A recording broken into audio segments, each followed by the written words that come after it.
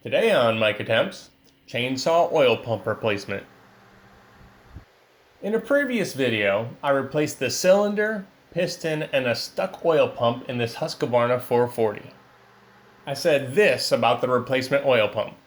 The new aftermarket pump isn't made quite as well as the original, but I think it'll work just fine.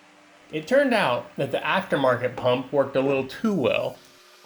Too much oil is better than not enough, but when sitting, the saw leaks a lot more than my other Huskies. Remove the clutch cover, bar, and chain. The clutch is reverse threaded and marked with arrows showing the direction of removal. Place a punch in one of the notches and give it a few quick thumps. If you're having a hard time getting it loose, remove the spark plug and put some rope down in the hole to keep the piston from moving. The clutch drum and needle bearing should slide right off. Pry up on the worm gear so you're able to pull it out. Remove the screw securing the bar plate and lift it off.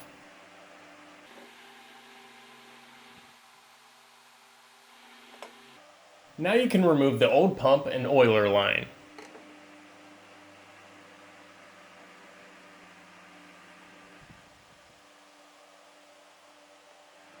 I'll save this aftermarket pump as a spare. I was able to get that original Husqvarna oil pump unstuck, but the teeth on the piston were chewed up.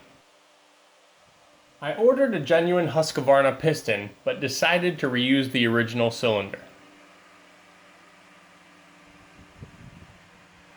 Reattach the oiler line and reinstall.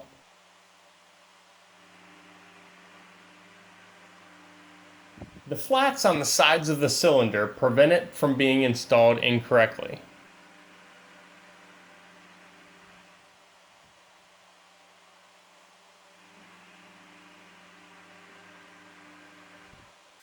Reassemble in reverse order. I applied some light grease to the needle bearing. Hand tighten the clutch and it'll snug up when the saw is running.